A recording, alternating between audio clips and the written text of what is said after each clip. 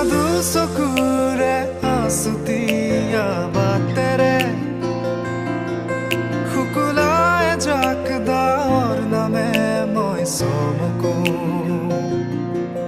কপাহী চাদৰৰ সেমেকা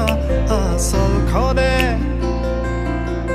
মাতে আও শীত জোনাককে মই চমকো